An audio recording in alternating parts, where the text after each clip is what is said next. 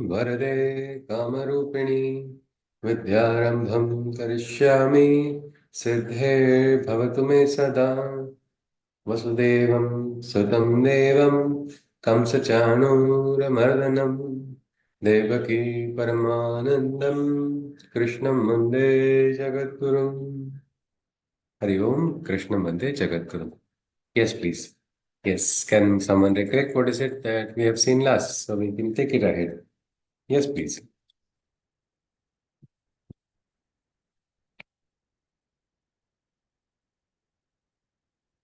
Yes, anybody?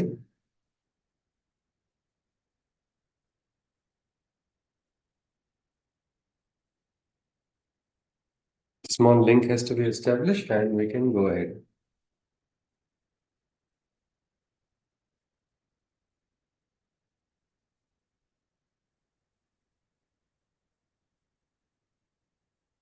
Yes. Anybody?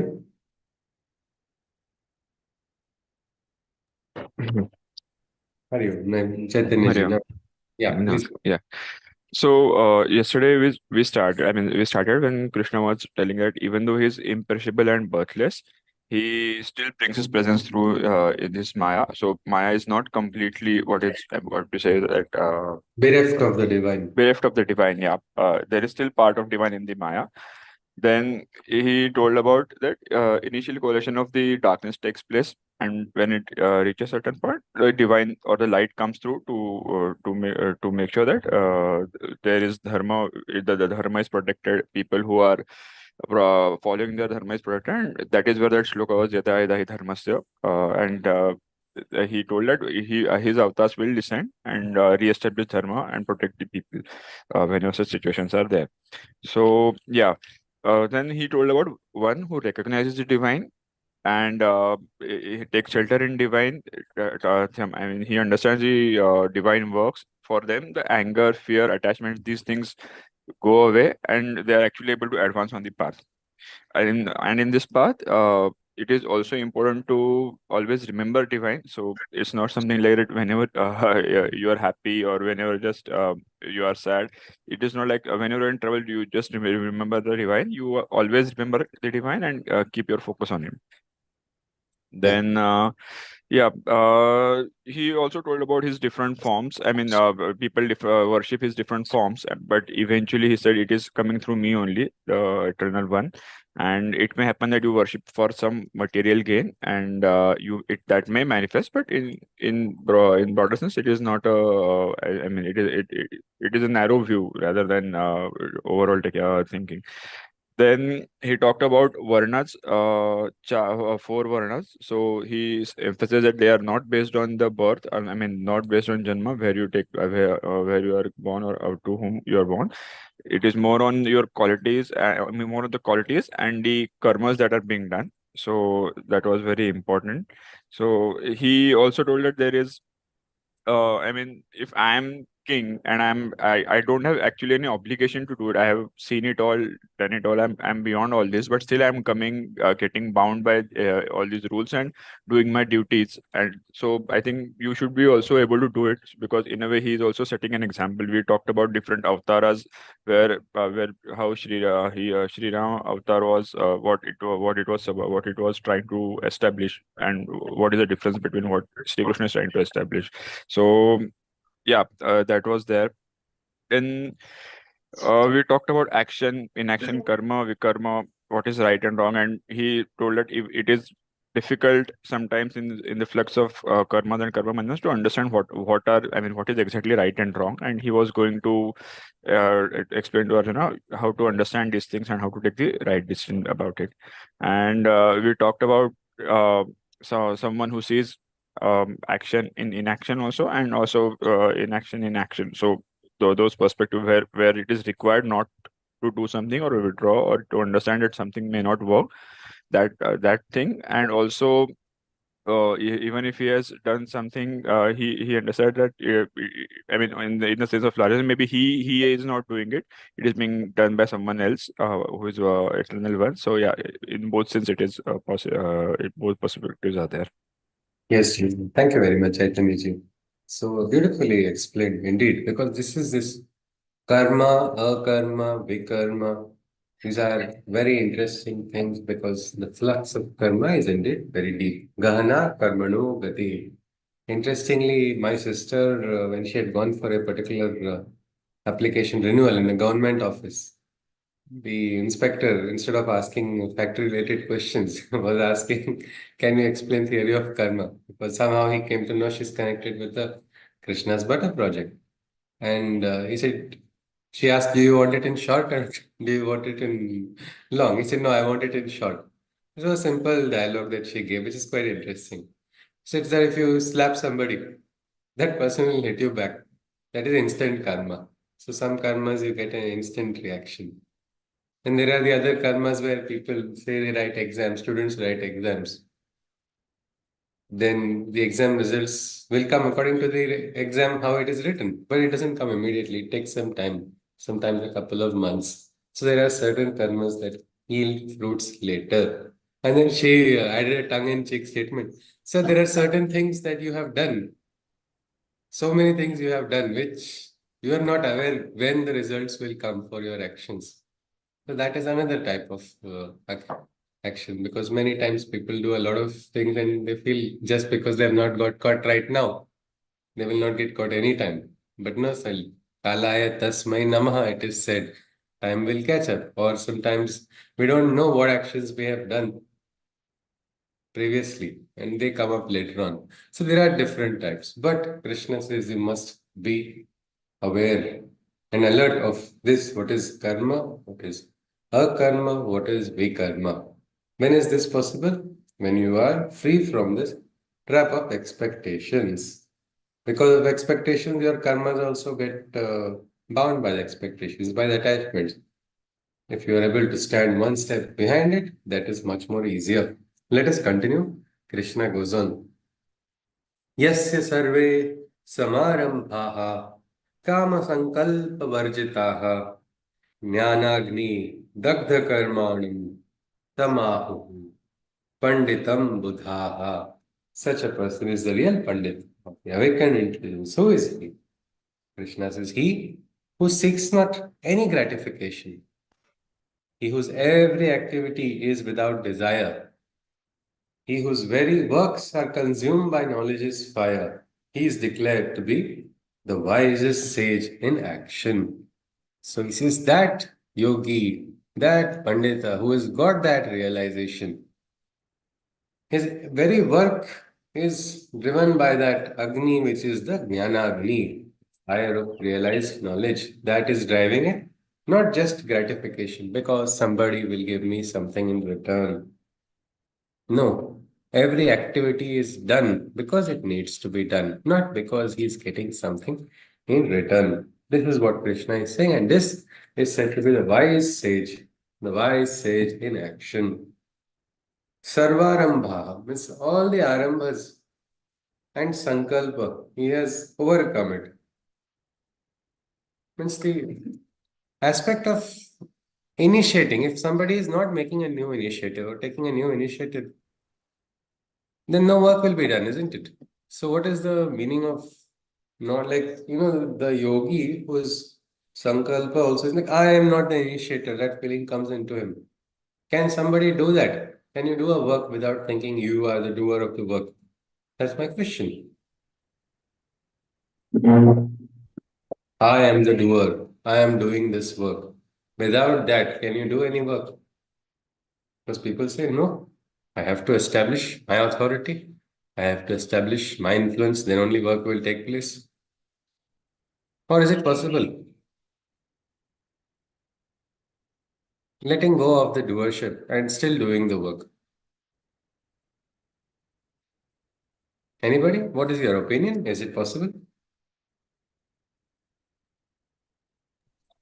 Is it possible to do or perform an action or a work without perform it selflessly without being actively engaged in that particular process? Yeah. So you asked a prati prashna question to the question. So I was asking the same thing. Yes, sir. What do you think? Is it possible or No, I don't think no? it's possible. Acha. I think All right. I think Yeah. you'll need to be, correct me if I'm wrong, I think you'll need to be engaged in that particular action or activity while performing it so that you can. Yeah. Engaging the action is not disengaging from action, but considering I am the doer of the action. And the best example we can say is, say a project has been given to a person in a enterprise. That person is skilled. That is why the project has been given to him. But this person gets attached to his own skill and his I becomes more important than the organization. Then it becomes a liability for the organization, isn't it? Like I alone can take the project. This project Correct. is going ahead because of me. Such a person is likely to, create a lot of force. But that force will be like a bubble as long as that person is there. For some reason, the person goes away, or for some reason, the person has to say, take a leave.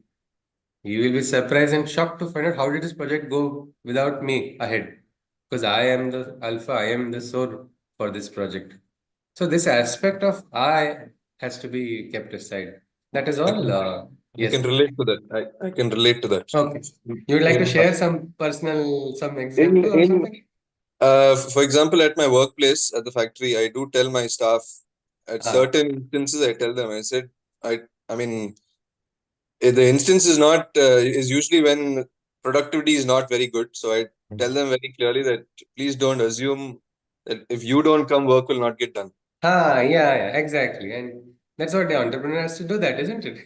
He has to sit and start showing, chalo, what packing you are doing, I'll do the same packing. You have to, Correct. because ahankar has to be removed, that's all.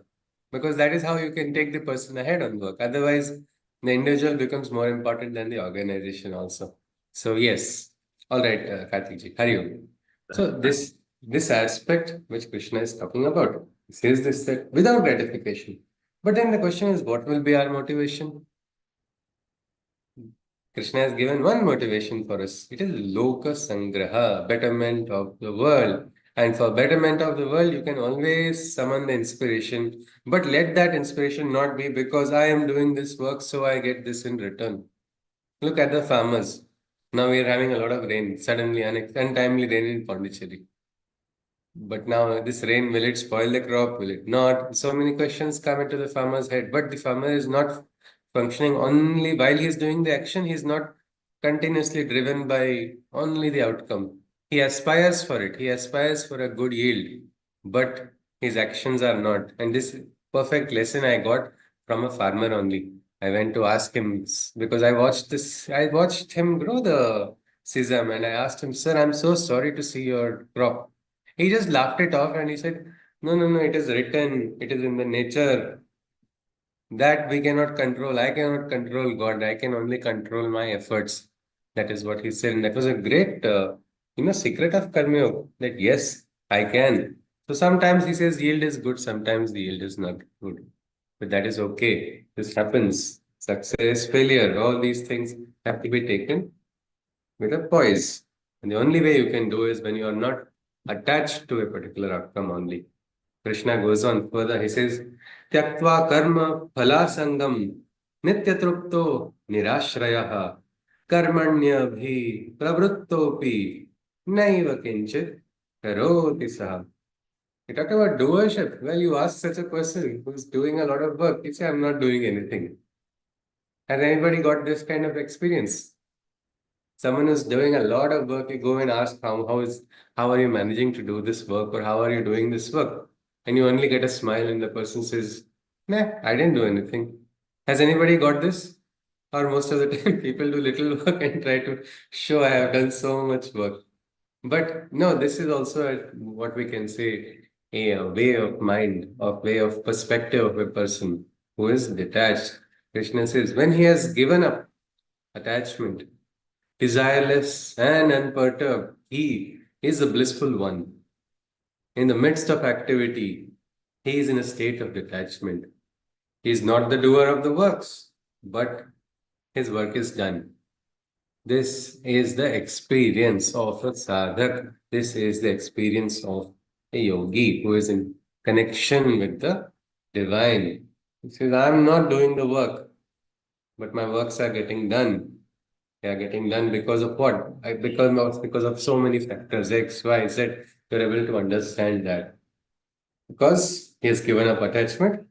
So there's no desire, and he's free and undisturbed. So what happens? Outcome. Chalo, I have a big expectation. I've taken so much efforts. There are so many people who are aligning with my outcome. They want the same thing happen. Such a goodwill. I'm having collective goodwill. I'm doing a good job for so many people. But suddenly that outcome is very unexpected.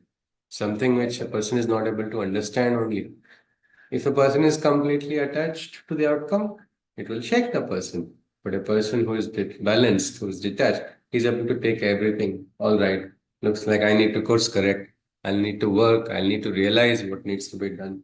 Such a person, in the midst of activity, he is detached.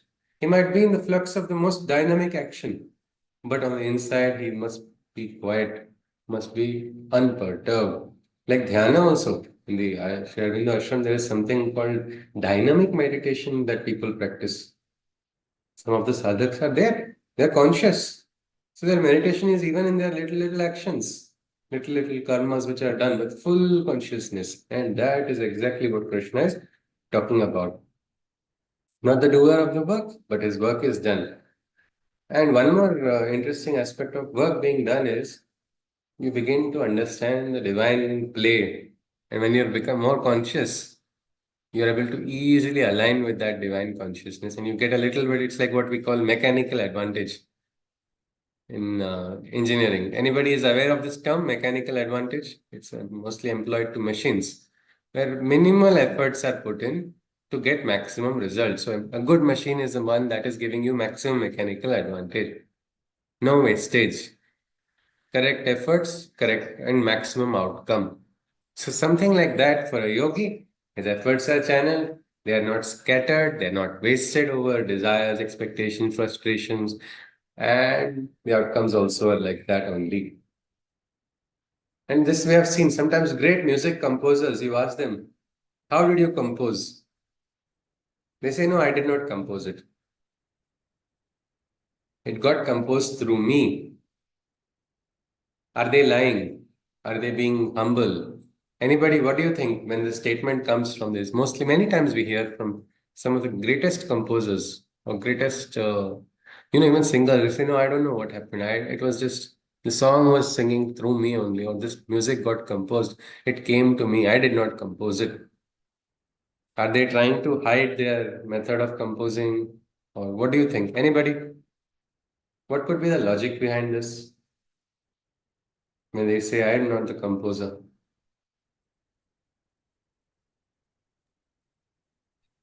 Maybe they are saying that, I mean, what Krishna had explained some time back, that about doership. They are not in doership of it. And they may be saying that this was not possible on my own. Maybe Yeah. something has helped me, and that is what has Yes. resulted in this creation. Yes, they understand. Inspiration is not, I am not the source of the inspiration. Inspiration is come from outside. I have just been like a transmitter. I have received it and I have just used it. And it does happen. Sometimes in the sleep, suddenly people get inspired and then they create the most beautiful compositions. Sometimes, writing also. I got a beautiful poem in the middle of the night. I just got up, wrote it down. Somebody asked me, wow, did you create it? How did you wake up? I said, I was very honest. I said, I had trouble in my stomach. That is why I woke up. And after I woke up, I was not able to sleep. And then I received the inspiration that time. But the doership, when you take, then the problem starts coming in expectation, attachment. And you are now no more in the eye of the storm. Eye of the storm, the velocity is closest to zero. It is shanta, it is peaceful. But as you move to the periphery, then you will see the howling winds. They're like Rudra only, screaming, shouting, Uchchair Ghoshaya Krandete. That strong flux of desires, everything troubles a person. And that's what Krishna is saying. Not the doer, but the work is done. Let us see. Nirashir Yatachittatma त्यक्त सर्व परिग्रहः शरीरं केवलं कर्म कुर्वन्नाप्नोति किल्बिषम्. He desires not for his heart or mind. All desires renounced, his senses in his grip you find. In this poise, all bodily actions he does verily perform, but all his actions can cause no sin to take form. This is a beautiful aspect. It's like what they call flow state. A person is there in that consciousness, in that lies. He's there in that. In that, his heart and mind's dvandva has disappeared. Most of the time, the battle is between the heart and the mind. Mind tells one thing, heart tells one more thing. Unfortunately, the tongue speaks a third language, which neither the heart or the mind says. And then we end up hitting our heads. Why? What did I do? Why did I say? But here, the dvandva has disappeared. It's not having the eyes. It's clear. What is in the heart is in the mind also, and is on the tongue also. Same thing is there. The person is really free from these contradictions. He's having that viveka and the clarity. All his desires renounced. His senses are in his grip. No more can he be driven away from the dhya or the lakshya by his senses.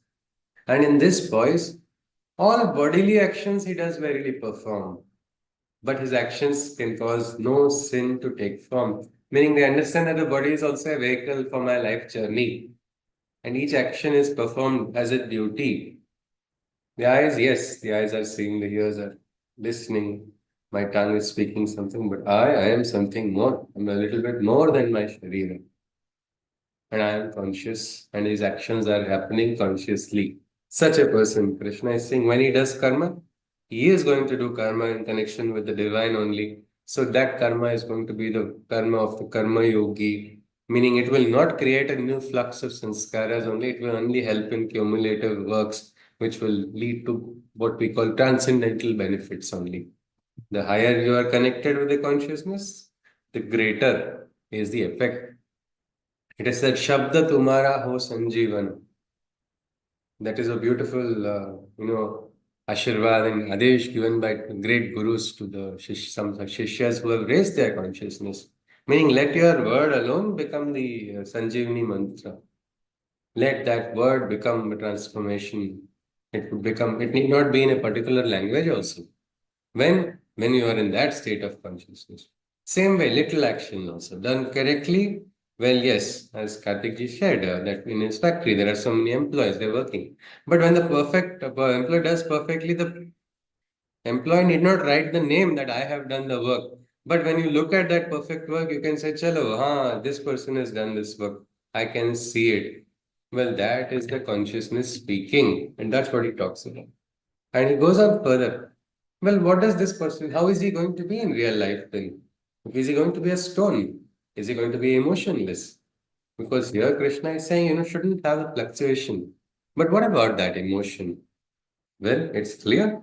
Krishna says, Yadrucha labha santushto dvandvatito vimatsaraha sama siddhava siddhaucha Kritvapi na nibadhyate. It's not bound. The entanglements are not there. That's what Krishna is talking about. Whatever good that comes naturally his way, he is contented. Thus, never envious on any day, both success and failure, he greets with poise. Works don't bind him, as he has transcended choice. So that person has overcome the dvandva. The dvandva of what? Favorable and unfavorable. Outcome is outcome, isn't it? Does it have to be your outcome? In a research, when a research is being done by the scientists, what do? They do a research, either their null hypothesis holds or the alternate hypothesis. Meaning what they either the success is what? The research is the success. I understood this medicine works. Or I understood this medicine does not work. That is the outcome. But it's an understanding, it is a knowing, it is a growing. That is all. There they cannot have that binding, "Ki, I want this medicine to work." What will happen if the researcher tries to have only one outcome? He's going to fudge the data only. Such a researcher will have a biased research. There is something called human bias also. What we call conflict of interest take place. You ensure that only the outcome that you want is going to happen. But we can't do that in life. It's not possible. Nowhere. I think even in a conversation with a friend, even the closest friend, can we force a conversation to go in our direction? a free conversation. You cannot.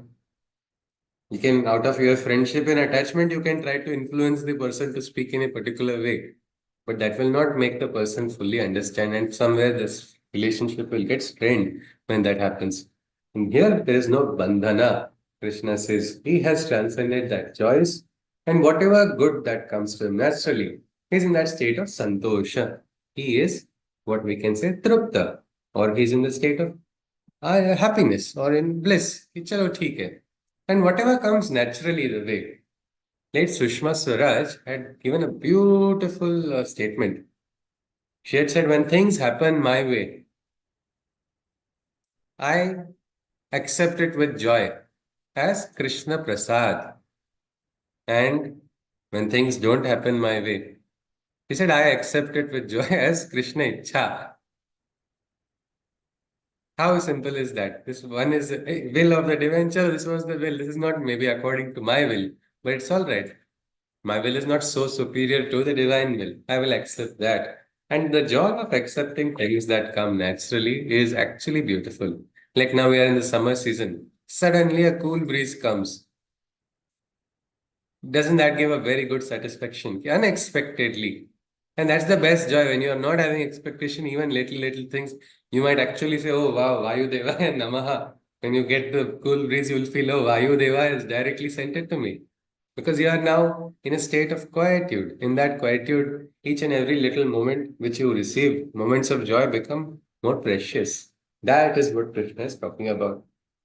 He goes on further. Gata sangasya muktasya jnanavasthita chetasah yajna ya charatah karma samagram praviliyate. Devoid of attachment, he is truly free and liberated. In a state of sacrifice, his every action is consecrated. In the self, his heart and mind are immersed and involved, and all reactions arising from works are dissolved. So, because of no attachment, he is free. He's free, he is a muktatma, he is liberated. His every action is in a state of sacrifice. Sacrifice is what? Swaha, giving up. And when is a sacrifice complete? Only when it is done with joy. Otherwise, it is not a sacrifice, isn't it? What is precious, you offer it. That makes a sacrifice. I have one t-shirt and that's my favorite t-shirt, and I have only one. But my friend, I feel, needs that. And so I give it to him. That's the sacrifice.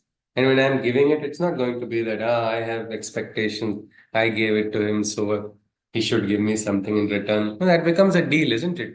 Like a barter. That's not a sacrifice. Or when sacrifice is done, remembering that good that has been done.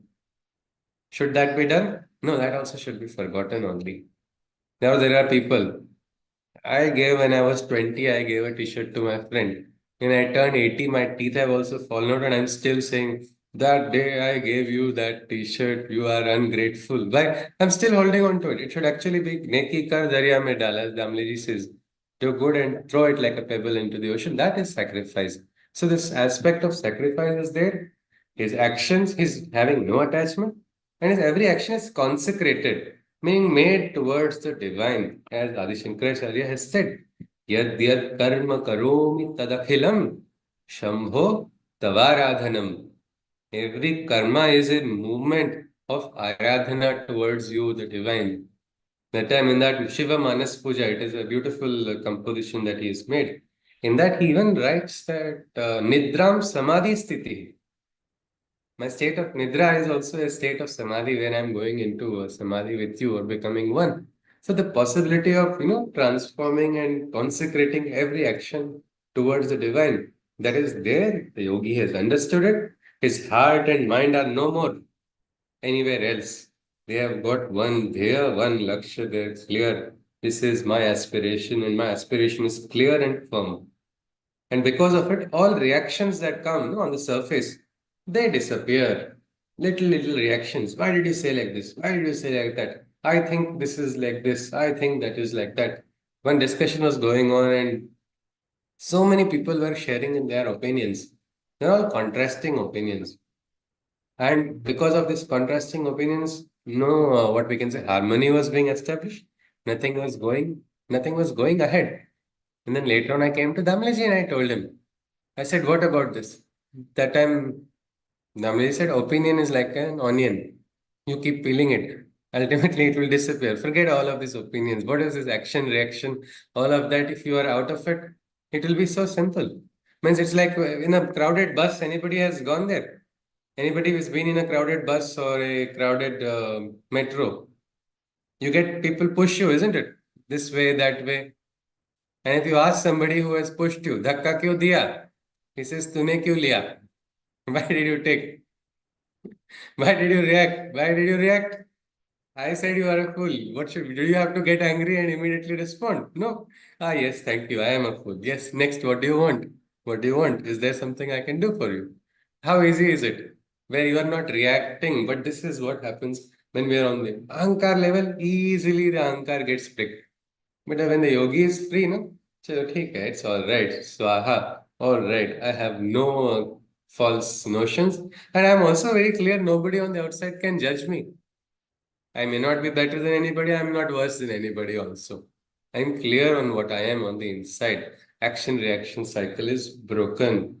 Krishna goes on, this is the sacrifice, and he says, next part, it is Brahmarpanam, Brahmahavir, Brahmagnav, Brahmanahutam, Brahmaiva tena gantavyam, Brahma karma samadhina. Where are these sacrifices going?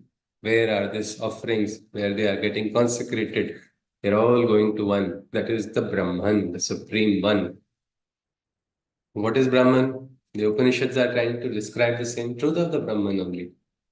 Ekameva dvitiyam Brahma sadasadarupam sadasadatitam nanyat kinchidasti. There is nothing else. That one truth, a truth consciousness, which is in the Vedas, they call it Ritam. Pure consciousness. How is this Ritam? It's a trinity. Satyam, Ritam, and Bruhat. That truth consciousness is vast and wide like the sky. Means it'll only you go into that consciousness, you start experiencing a great widening of your own consciousness. That is why, because it is so vast. And that is the Brahman. And ultimately, we are all progressing towards that Brahmic consciousness. Whether we are conscious or we are not. Our life journey from childhood, different stages we are going through. We are moving there. And if you become a little bit detached from the outer aspects, you'll see a movement happening. We are moving towards that. Krishna says here, this shloka is a beautiful one, the 24th one.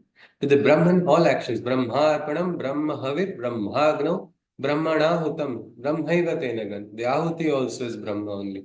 It is going towards Brahma only. This understanding is there. Krishna is saying, it is to Brahma, the supreme truth, that all offerings are made. So that, why? So that into the state of Brahma one can wade. The Brahmin, the truth seeker, into Brahma's fire, pours oblations, and his works reach the ultimate state of Brahman actions. So the Hotar is also the same. He is offering, what is he doing? He is offering his oblations and other offerings into this fire. What is the fire? Brahmagnav, Brahmagni, into the Agni, which is Brahma only. So into the Brahma is what is the offering that is put there? We are offering our attachments. Swaha. I'm offering my vice. I'm offering my wrong. All of this. What are we doing? Whom are we offering to? To the Agni, which is the Brahma Agni. What is the Agni going to do? It's going to burn the twig, isn't it? It's going to burn that fire. And what will happen there? That Agni raises. Same way the consciousness inside of us also rises. As we rise, we go into a state of what? We go into that state of Brahman only, that higher Brahmic consciousness. That is the higher sthiti. That is the metaphysics of what is the offering and where it reaches. It is going to the Brahman, is what Krishna is saying. And the works also become divine. Krishna's works also were divine only, isn't it?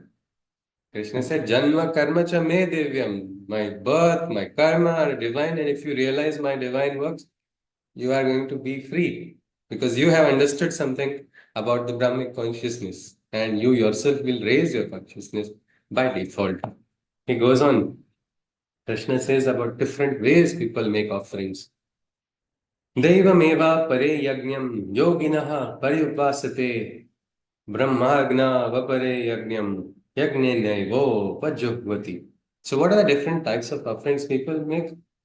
Well, some they look at where they are going to get good returns, but they make it in one particular way. I will offer here, I will offer there. Some seekers of the divine union make sacrifices only to the gods whom they prefer. Because I am doing this, I will get this result. This type of offering people do, isn't it? To the prayers, to the divine. I want this in return. But then there are others. But there are others who in the sacrifice partake into the Brahma's fire.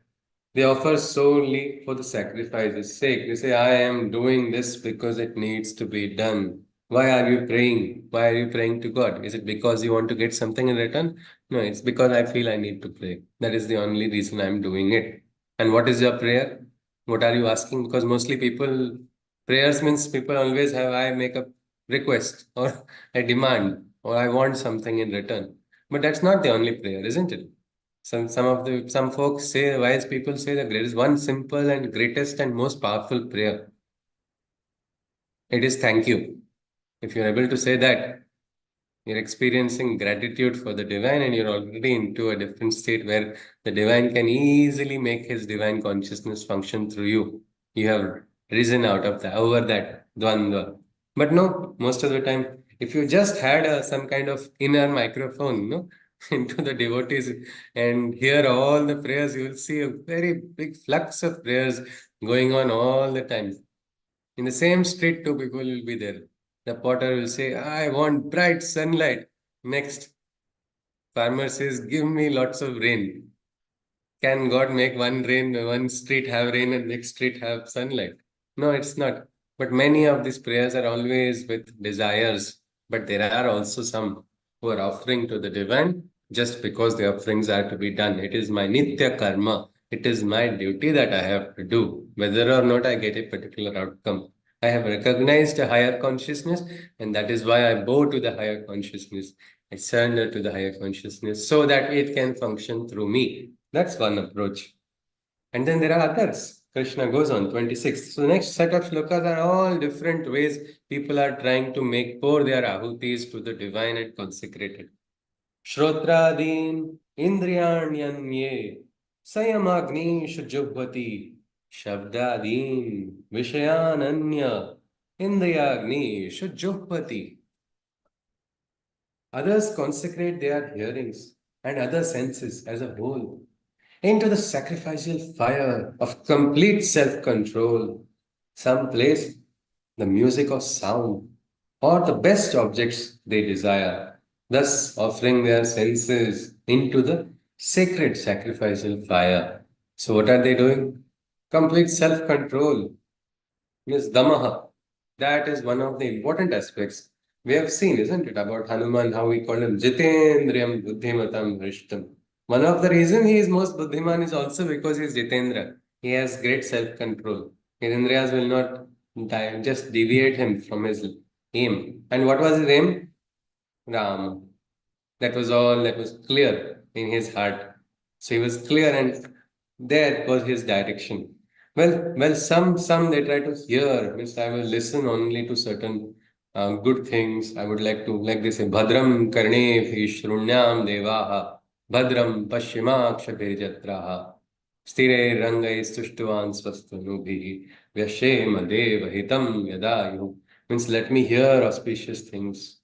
Bhadram karne shrunyam devaha. Means let the shruti of that which is good only fall on my ears. They say, let me also see only that is good. And yet again, beautiful. It is not about cessation. Even in that shloka, we see, means if you look at all our Upanishadic texts or you look at any other mantra from the ancient to the modern, we'll see that actions have never been, underestimated or anywhere actions' importance has not been thrown away. There's Stirair Angair Sushtuan Swastanubhi Vyashema Deva Hitam. Give me strong bodies. Stiraihi Angaihi. Give strong, firm bodies. Why do I need that? Not to get carried away by desire. So I can do the God's work. God's labor only God has to do. Will the instrument not do that? Or will the instrument be happy? I am only going to say God's name. but not do the karma. No, that's not how you are going to. It will not allow the higher consciousness to manifest. It will not allow a person to rise also. So here, so people offer. Some place the music of sound or the best objects that they desire. So they make a sankalpa. They pour whatever is best that they can offer to the divine. Thus, their indriyas and sayam with control, they are going. Karthik ji wants to share something? Yes, sir. So this mantra pushpam that you were Yeah. talking Yeah. about, that is also, it also talks about giving expressing gratitude to, say, the clouds, the sun, the sky, the stars, the universe, all of Wait, it. which one? Was it? Is it the Gita Shloka you're talking about or the The Bhadram Karane?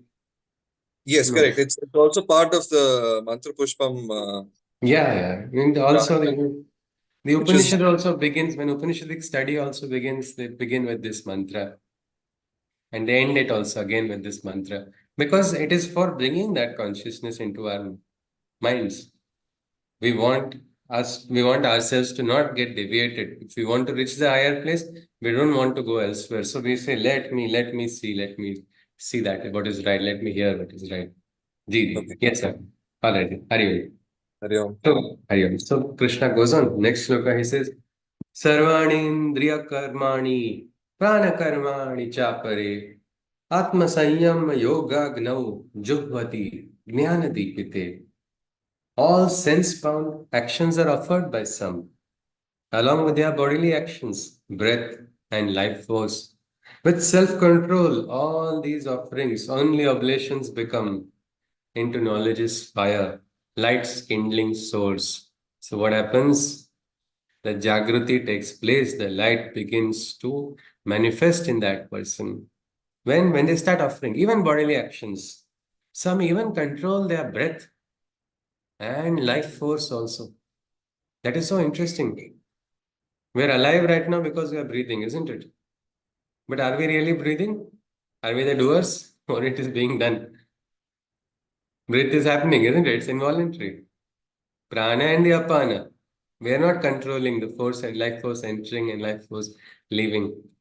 But just for say 4 minutes or 5 minutes, they say enough. Nobody is giving any importance to me. I am doing so much. The breathing activity only decides, chalo, I am going to go for a break. What's going to happen to us? Our astitva will disappear, isn't it? All our dreams, all our aspirations, all our poetic concepts, everything will, there'll be a big question mark because that is the force, and we are not conscious actually of the very force of that is keeping us conscious in life. But some yogis feel no, this is also something I can regulate. I can become conscious how I'm breathing. Anybody has heard of this? Pranayama, the exercise of breathing. Vyayam, the exercise of breath. There is a system of doing it also. It is said pranayamadi yogena sarva roga samuchayet. Doing this properly, you can even cure yourself of the diseases in the body. Then there's a rider also. Ayukta abhyasa yogena sarva roga samudbhava. You do it improperly, you might end up inviting also some of the diseases. Like, for example, there's a Kapalbhati. It's supposed to be very good when done properly. But when done improperly, somebody will give themselves hypertension also. Because you have to be calm and peaceful, it looks like. But if you see somebody who doing Kapalbhati, they'll look, their nose will be like this. You'll see all the wrinkles on their brows. Because there's a system. The system is everywhere, and the person who is conscious will understand. This consciousness is everywhere. Many times, if you are conscious, learning also happens. You can learn from anywhere, any place, anybody, even a fool can teach us so many things. When we are receptive. And the yogi is able to understand that. And so every action which is done in a state of sacrifice, it just serves one purpose. It is like clarified butter poured into the butter lamp. What does it do? It makes the light glow even more, isn't it? It is just that. All why are they doing all of these sacrifices? The same aspiration only to realize, to let that lamp grow. Different ways and different traditions, people talk about it. The blossoming of the inner lotus. Om Mani Padme Hum. What is this inner lotus? Again, it is a lotus of realization. It is not some physical lotus that you're talking about. That happens through the karmas and that happens through sacrifice. So sacrifice is not something which can be, let go. That is a rule of the world. Krishna goes on. Dravya yagnyas tapo yagnyo yoga yagnyas tatha pare swadhyaya yagnyascha yatayaha samchita vrataha. Some material offerings, some make material offerings for their benefaction, while other yogis practice a rigorous austerity in action. Others into the fire of knowledge, as oblations show their intellectual prowess, reading, and all that they know. So some have what we call the hatha yogis. They practice what we can say a rigid austerity in action.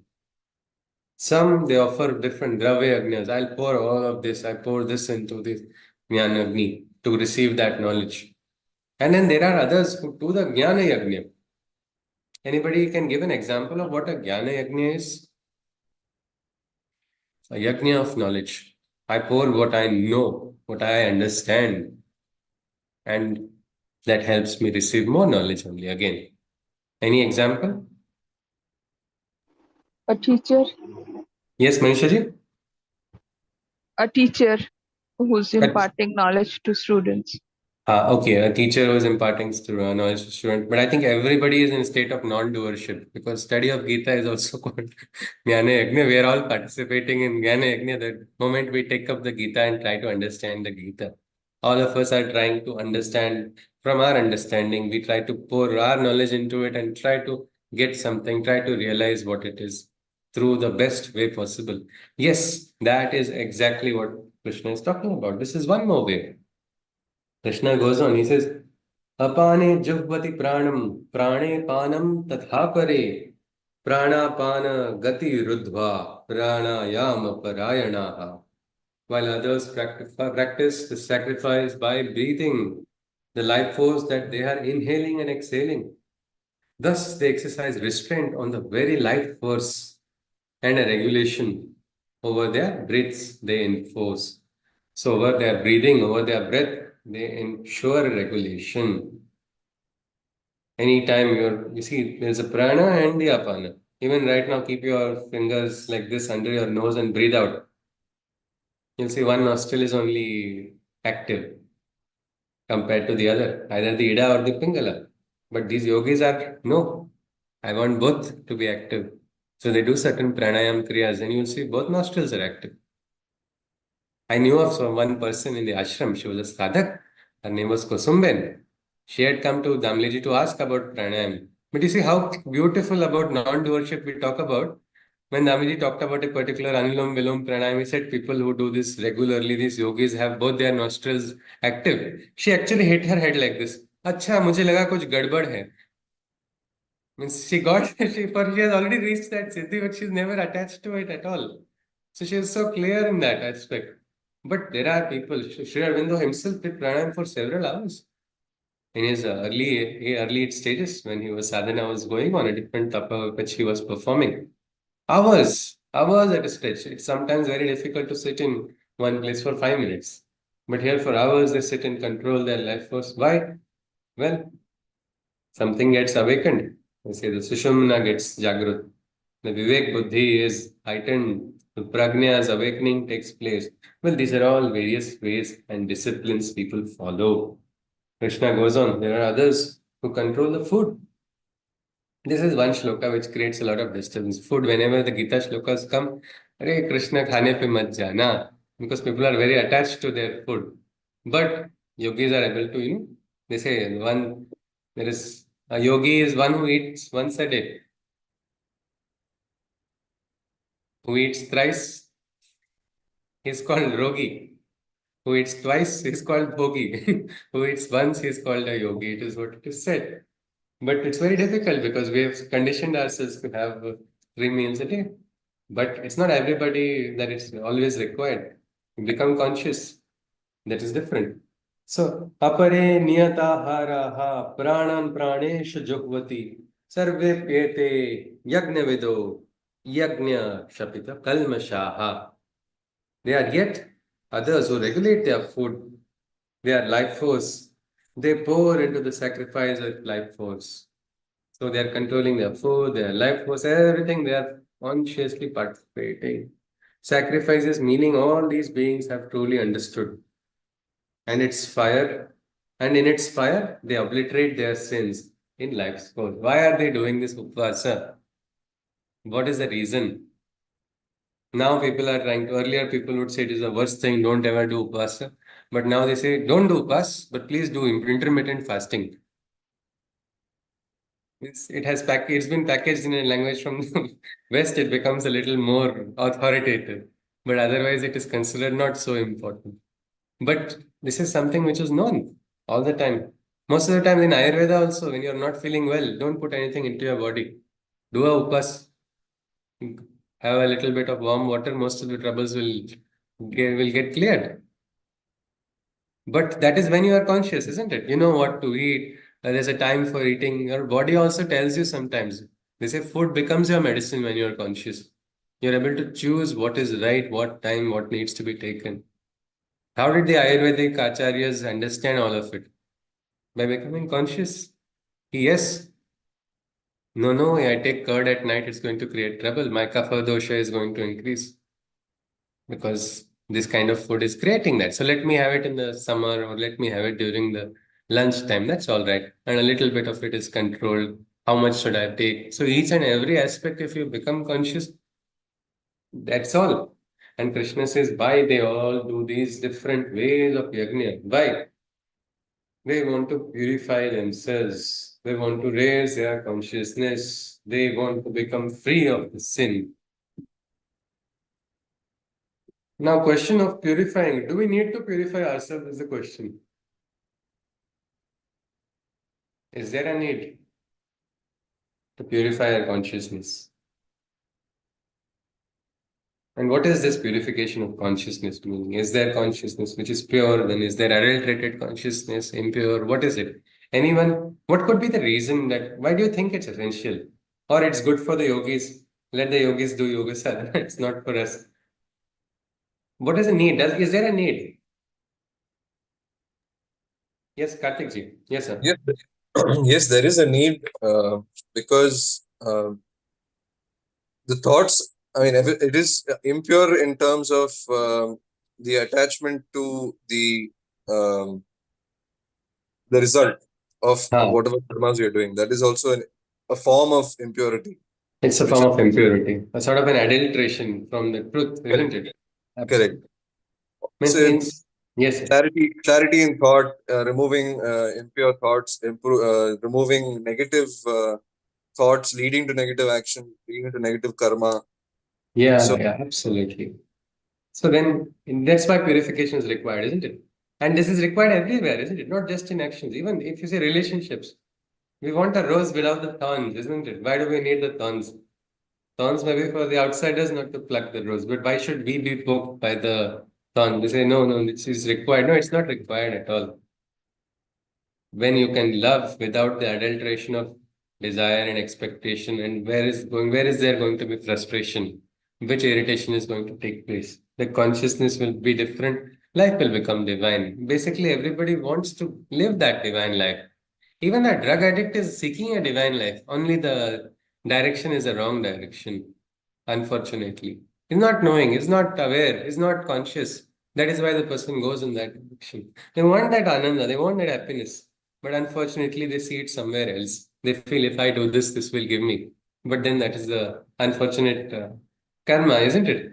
And that is where the consciousness plays an important role. Everywhere, every time, every place. And that is why they all do that.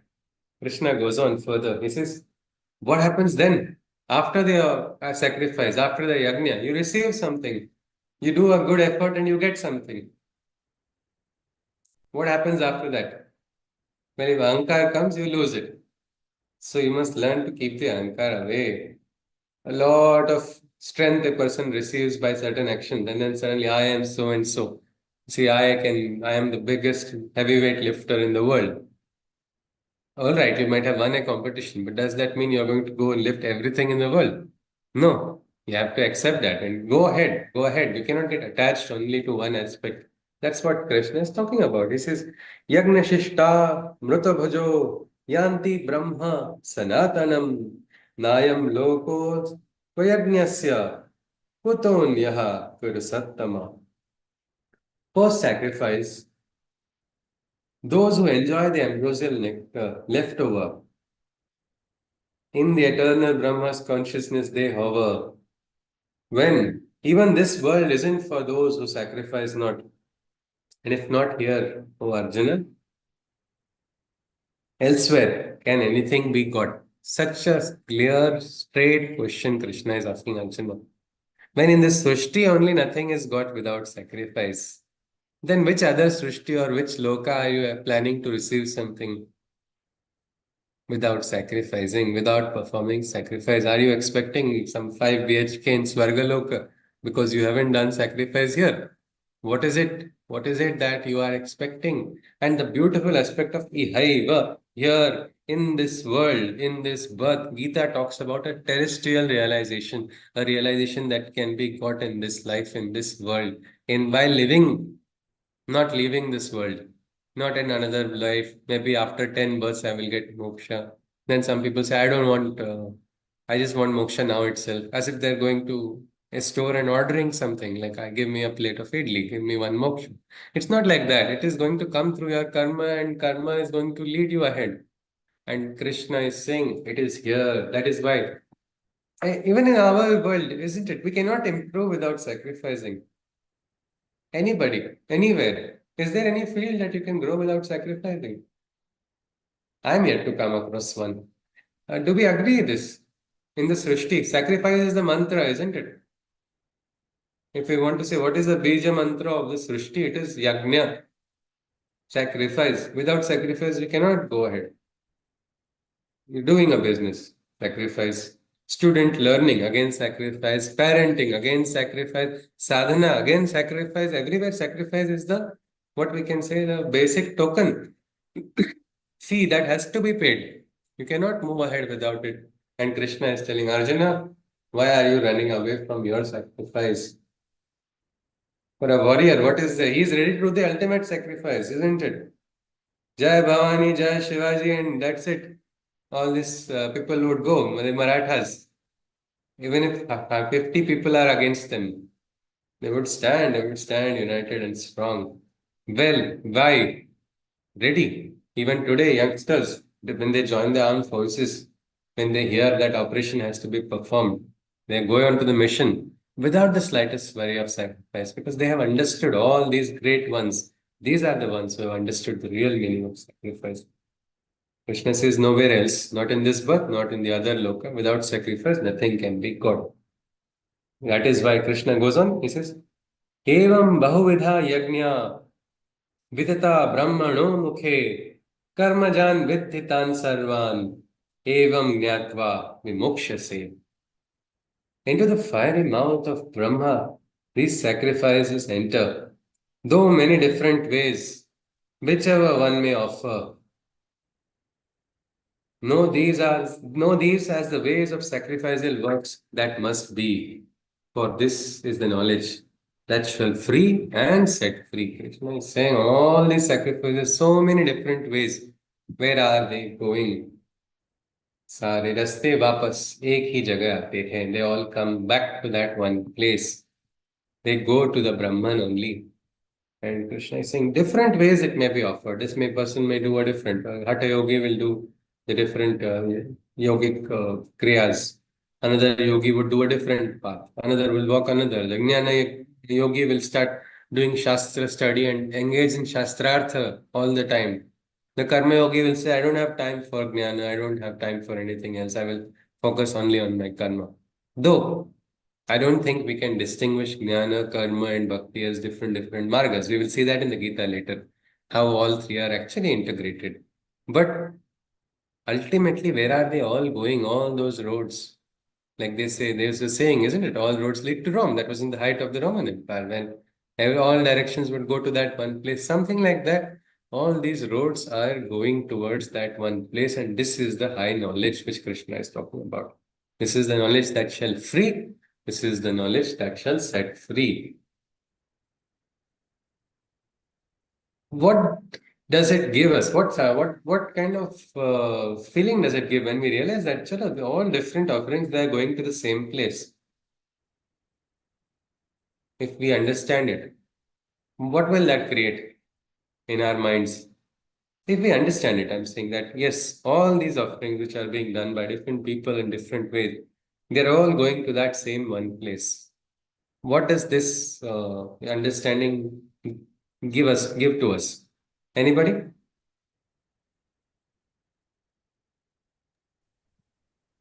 Maybe this will try to get, I mean, that this will help us to get rid of any divide that is there, that where everyone is, I mean, everyone is saying that what I am doing or what I am worshipping, that Yes. is what it is, the one that Yes. will help.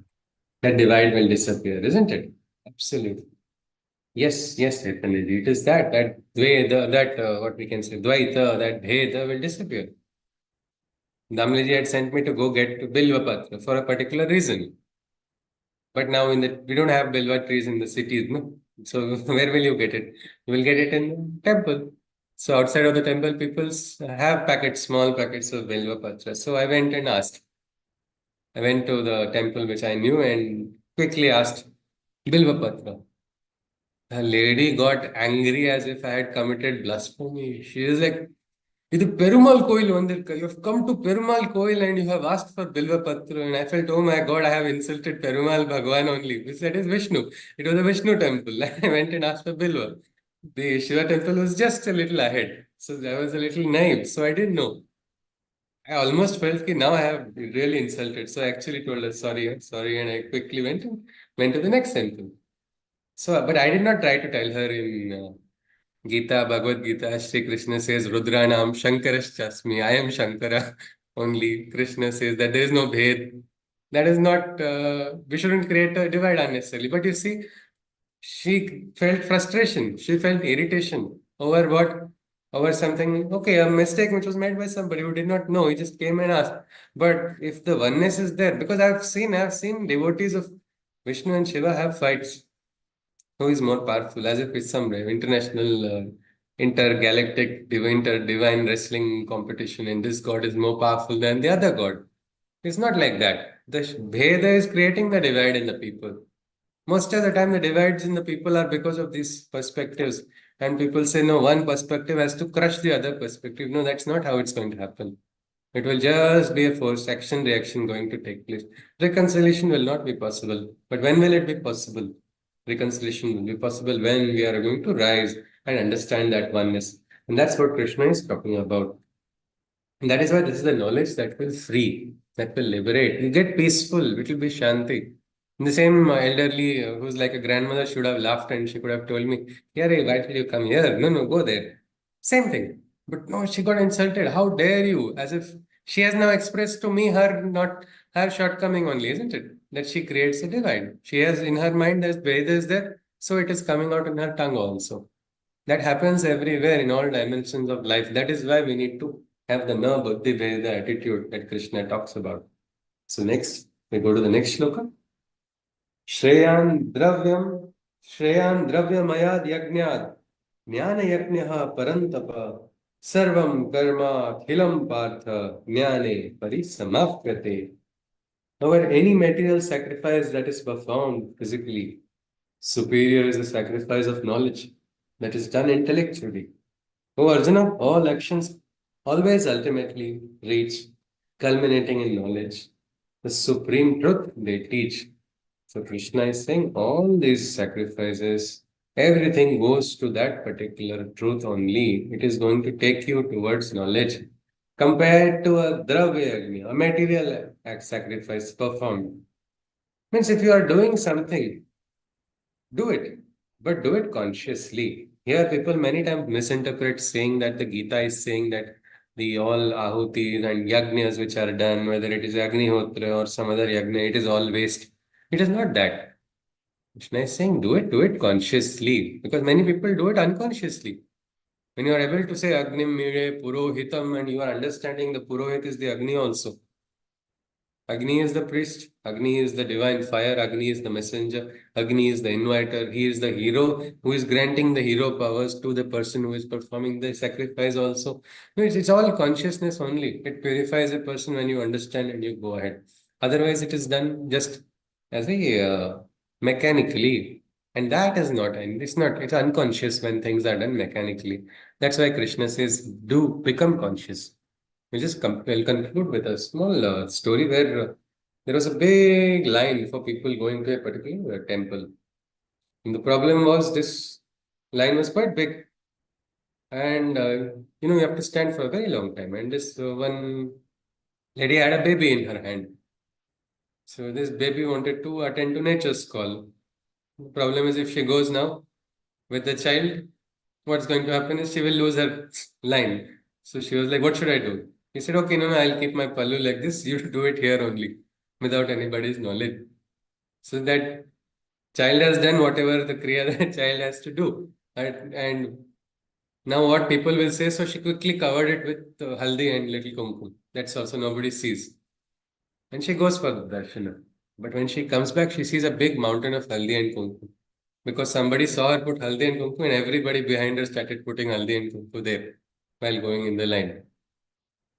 Nobody knew what they are doing. They are doing. So aspect of becoming conscious. Yes, all our shastras have their purpose.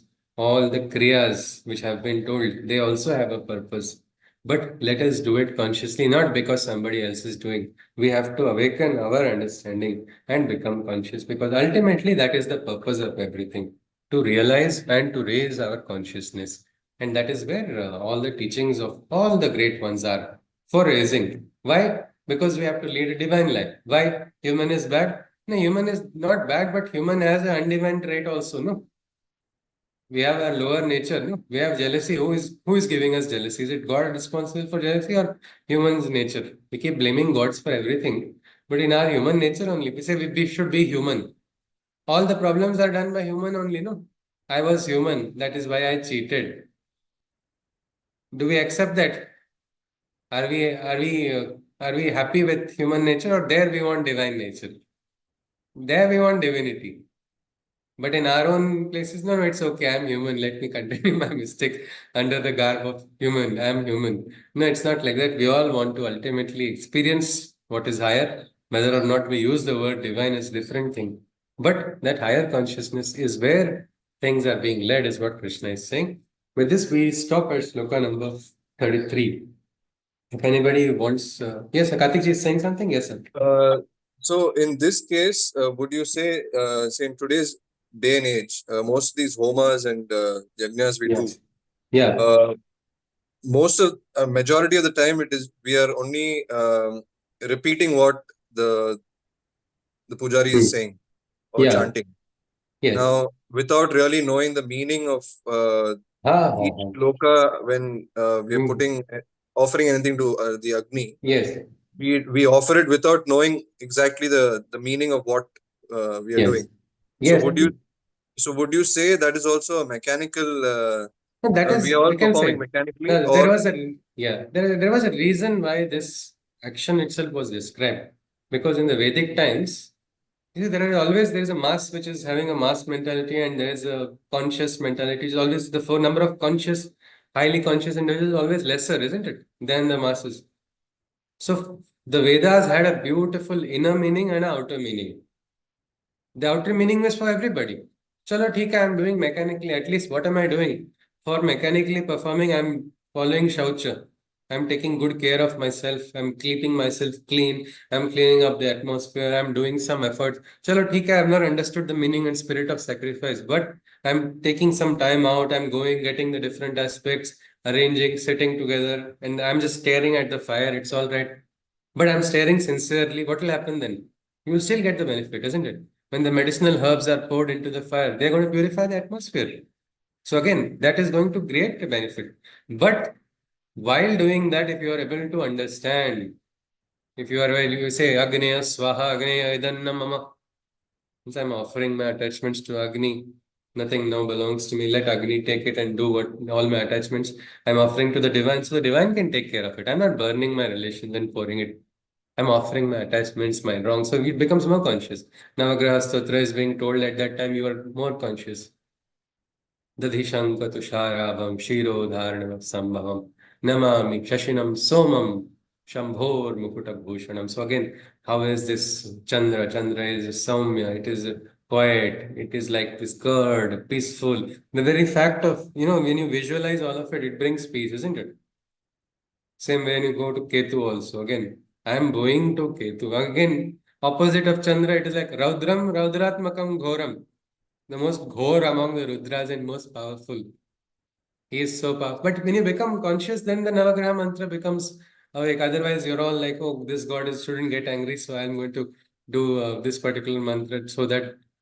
Again, it's like a wrestling match where we are pouring. No? So to appease this graha, I'll pour this particular oil. So I will this other graha should not get angry with me. So instead of that, if you become conscious, you understand. You will have. But what I'm saying is this should not be stopped.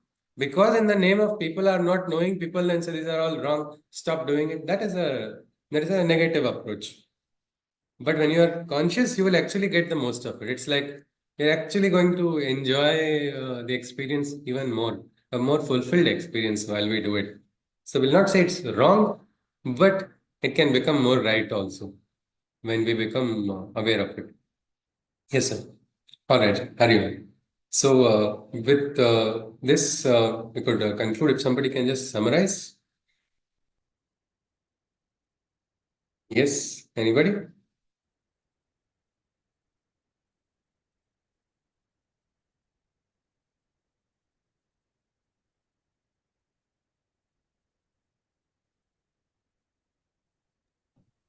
Yes, Chaitanya, my eyes are going towards you only. Yes, Saying, yes, sure. please go on. But Yeah. everybody is welcome. Yes, please. It will be nice also. Yes, please go on. Yeah, Chaitanya ji. Yeah. Today, Shri Krishna started explaining about a person, I mean, a Pandit who is a real Pandit who, when he, the karmas of that person are not inspired by any gratification. I mean, they are purely inspired by the fire of sacrifice and karma, and they are being done because it is required to be done.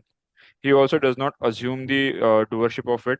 He so he has I mean there is no ahankar or attachments with it.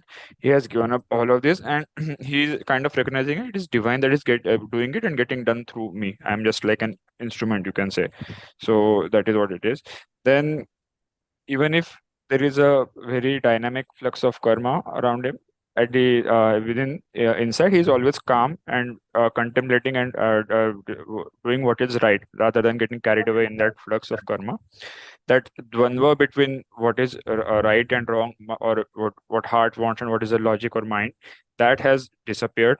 And it doesn't mean he's emotionless. It is just that he is now able to control the emotions and do the actions in the state of detaching from the results, and understanding what is required.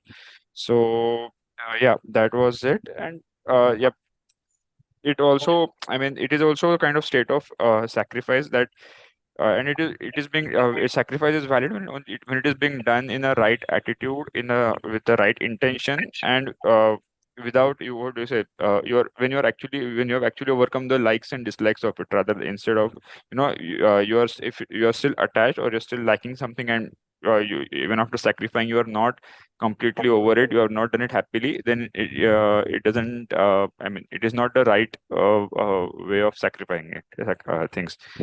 Then uh, we talked about different actions and different devotions, different ways with which people do yajnas. They offer some what they have, maybe in terms of dravya, some offer all of their karmas.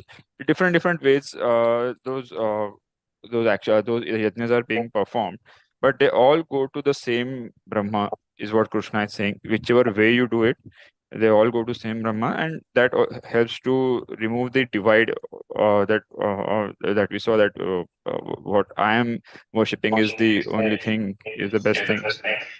That it helps to remove that. And yeah, so we also saw that some people, try to get control over their indriyas, and perform sacrifices. Some use music and words to concentrate and offer. Some try to control their breathing and life force, and and so on. So they all do in a way to attain some sort of inner purification, and that purification is required to get the thoughts which are to get the right thoughts and which are not adulterated, I can say. They help us move in a right direction in terms of doing our karmas, and because the sacrifice and doing your karmas in the state of sacrifice is the base principle of this srishti. It helps there.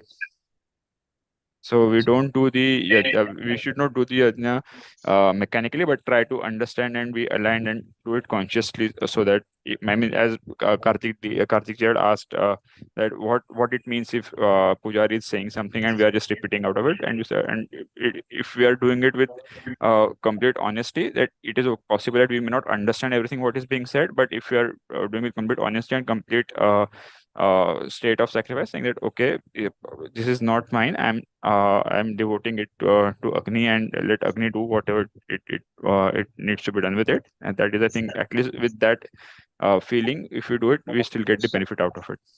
Yes, absolutely.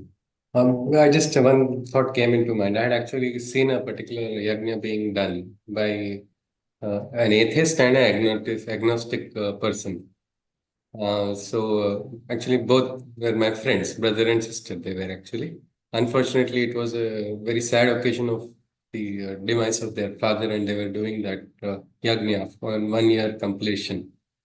The Pandit was saying something, and they had no shraddha in what they were doing.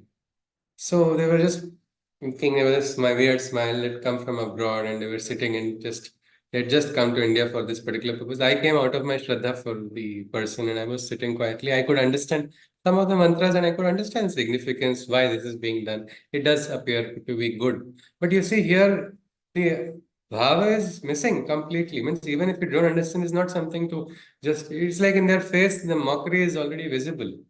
So what will they get punya out of it? What is it? It is just done like that. And you see, and to whom is it being offered? It is that aspect should have come in. That Shraddha could have, at least my Shraddha is not in the Pandit, my Shraddha is not in this, but my Shraddha is on the person, let that be. But they were like, no, not this. There is nothing scientific. That was only visible in the body language. So, like as Chaitanya talked about, the sincerity is there, no? Sincerity will take us. Sincerity will take us in the right direction. But that has to be there. And for that, we cannot think that I am more superior or I am more intelligent. Maybe that person may have a reason of saying something. Maybe another reason might be there. If that maybe is also there, it's okay. It doesn't mean you have to, I should know it. I am fully conscious. It's always ideal to be conscious. But if you are not also, I cannot be so important from my perspective alone. And that was it was a little weird to watch also. But again, from my side, I did offer the prayers. And there were, of course, so many other people who were offering it. But consciously, you could have got a different experience, because one of them, when they had gone to Varanasi and got no experience. They said, this is the most, I found it to be very place where people are just looking after money and they just want to loot the money. That's all I felt. At the same time, another person has gone to the same place, Varanasi, and that person had tears of, devotion flowing out of the eyes. He said, this, I got taken and I was like being led by the divine at each point. Means time frame is also not different time frame. Same moment, same time a person is experiencing, but opposite experiences in the same kshetra also. Why is that? Well, that's a question of sincerity. That's a good point. Yatinaji also commented upon. And sincerity is important. When sincerity is there, that's all. It completes everything. Even the incomplete works will become complete because the divine understands it. Divine will not get frustrated. Why did you pronounce my name like this? You should have pronounced it this way. No, you call your ma as mama or mimi or whatever name. I don't think our mother will get insulted. It's not that. It's the bhava which is important. So, all right. With this, we conclude with the Shanti mantra. Hari Om. Sarve bhavantu sukhinah. Sarve santu niramaya. Sarve bhadrani pashyantu. Ma kashit dukkha bhag bhave. Hari Om. Tatsat. Krishnam Vande Jagadgurum. Jai Shri Krishna. We will meet tomorrow. Yes. Hari Om. Hari Om. Hari Om. Hari Om. Hari Om. Hari Om. Hari Om. Hari Om. Hari Om. If no queries there, I'll conclude the session. Yes, sir. Hare Krishna. Hari Om. Hari Om.